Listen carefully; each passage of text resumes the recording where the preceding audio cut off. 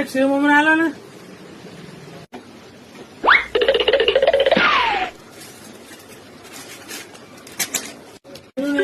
છે ને લાવો પાછું.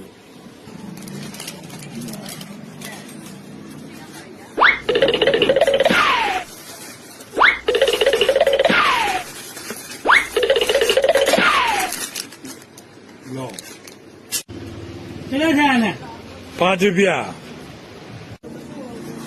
5 રૂપિયા. આ બીજું લીધું હવે કેટલા થયા? રોય બરો કહું.